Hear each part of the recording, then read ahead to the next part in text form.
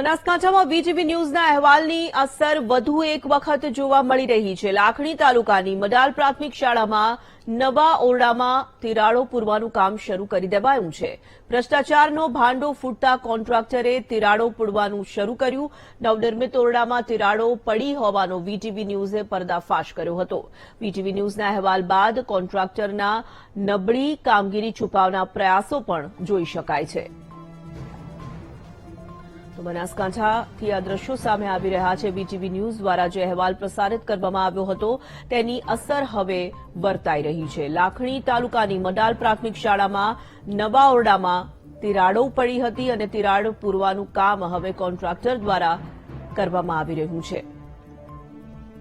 સંવાદદાતા રોહિત છે phone line પર। રોહિત, વીટીવી ન્યૂઝ દ્વારા લાખણી તાલુકાની મડાલ પ્રાથમિક શાળાનો અહેવાલ પ્રસારિત કરવામાં આવ્યો હતો અને આ અહેવાલની અસર દેખાઈ રહી છે। કોન્ટ્રાક્ટર હવે જાગ્યા છે અને તિરાડો પુરાઈ રહી છે।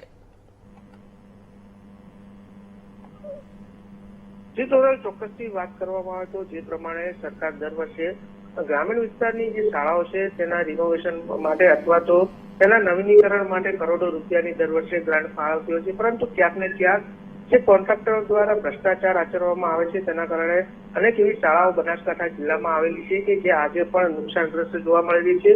ત્યારે આવી જ ઘટના 2 દિવસ અગાઉ લાખણી તાલુકાનું જે મડાલ ગામ છે ત્યાં પ્રાથમિક શાળા આવેલી છે અને આ પ્રાથમિક શાળામાં જે નવા 7 ઓરડા બનાવવામાં આવ્યા હતા તે કરોડોના ખર્ચે બનાવવામાં આવ્યા હતા, પરંતુ જે પ્રમાણે કોન્ટ્રાક્ટર દ્વારા જે કામકાજ જે કરવામાં આવ્યું હતું તે હલકી ગુણવત્તાવાળું કરવામાં આવ્યું હતું, તેના કારણે હાલમાં અનેક જગ્યાઓ તિરાડો પડી હતી અને તેના અહેવાલો વીટીવી ન્યૂઝ દ્વારા પ્રસારિત કરવામાં આવ્યા હતા।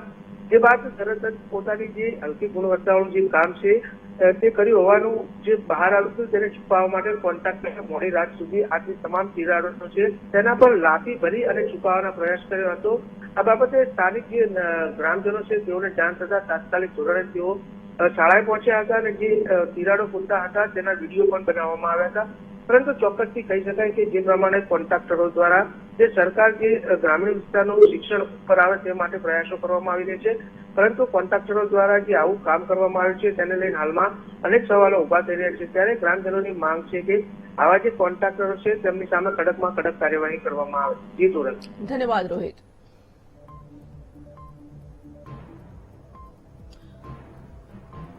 તો આપ જોઈ શકો છો કે 16 જૂને ભ્રષ્ટાચારનો પર્દાફાશ વીટીવી ન્યૂઝ દ્વારા કરવામાં આવ્યો હતો। નવનિર્મિત જે નવા ઓરડા હતા તેમાં તિરાડો પડી હતી અને ત્યારબાદ વીટીવી ન્યૂઝ દ્વારા અહેવાલ પ્રસારિત કરવામાં આવ્યો અને આજે હવે તિરાડને પૂરવાની કામગીરી હાથ ધરવામાં આવી છે।